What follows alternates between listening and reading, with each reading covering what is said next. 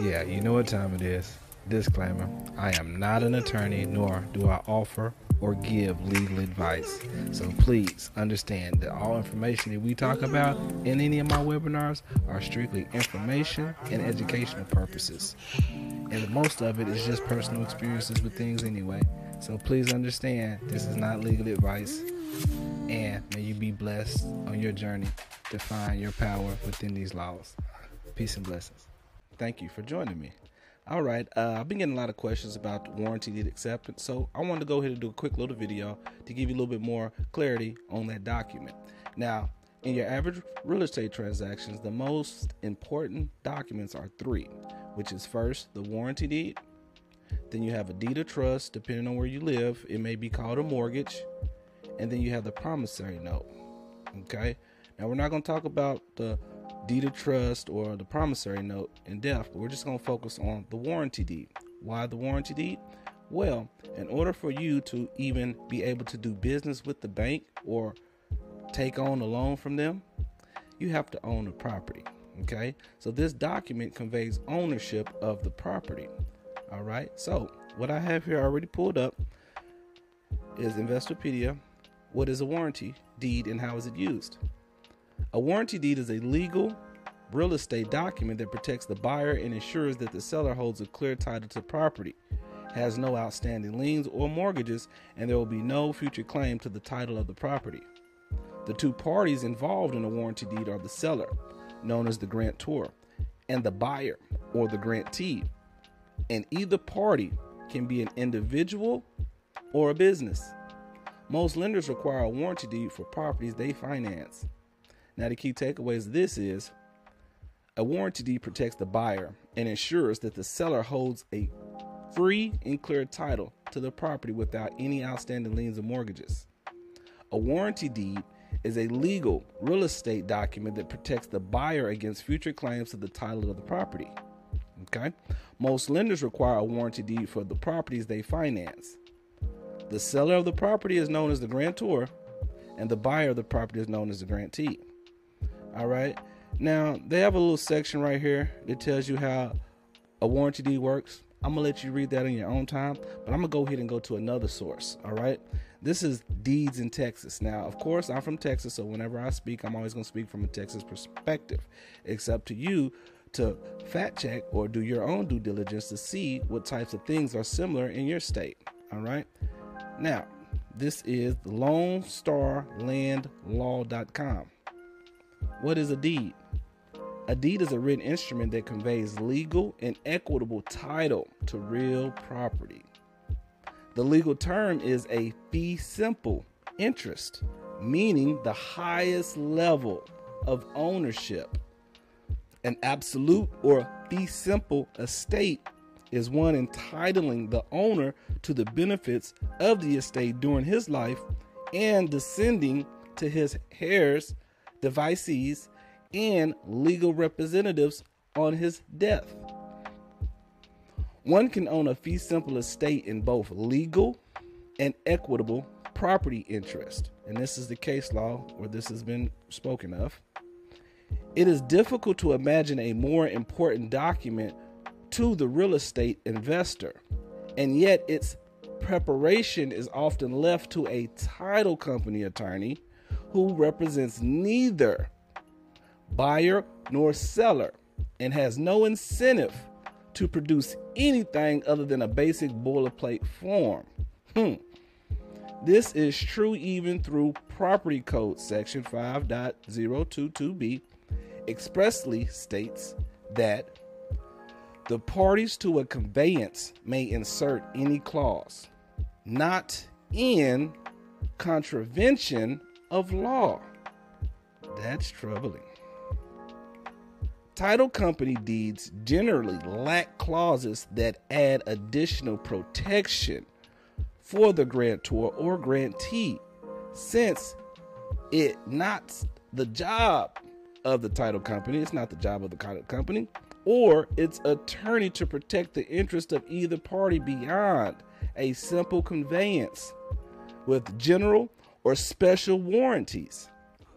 Problem is, Inclusion of additional custom clauses may be both useful and necessary in order to accomplish the terms of the deal. An obvious example would be inclusion of an as-is clause to protect the seller from post-closing lawsuits. Note that if a deed includes custom clauses and is executed by both parties, not just by the grantor, as in the usual case,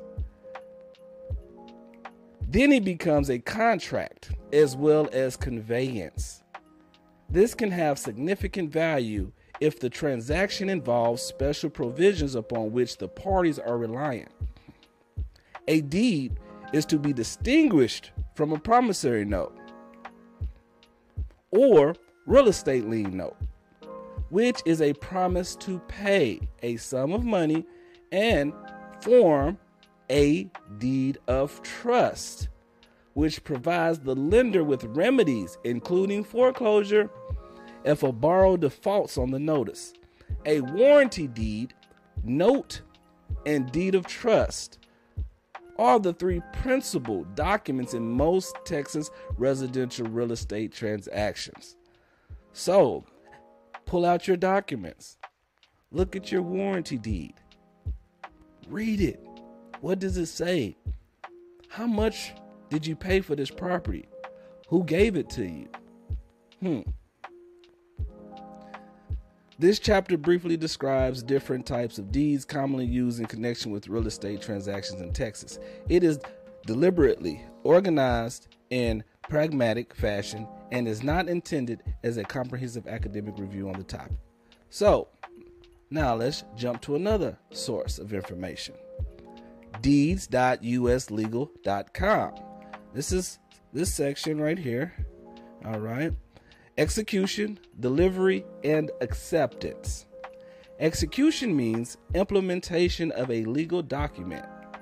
The process of execution of a deed includes 4 steps. These steps are very important to the effectiveness of the instrument.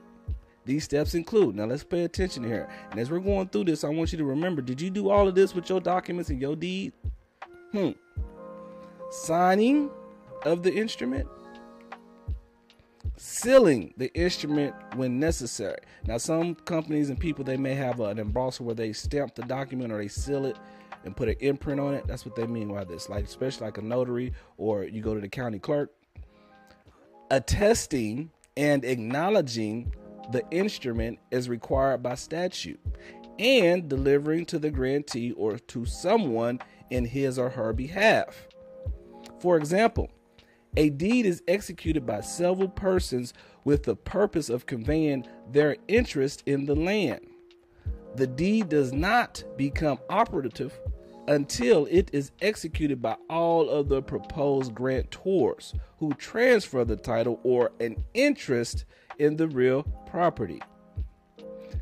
Delivery is the process of transferring the possession of the instrument from one grantor to the grantee. The grantor should have an intention to pass title to the grantee to effect the delivery. For a deed to be valid, it must be delivered and accepted during the lifetime of both grantor and grantee. Look at that, y'all. Now, did you accept your deed? You might want to accept it. Hold on, let's keep going.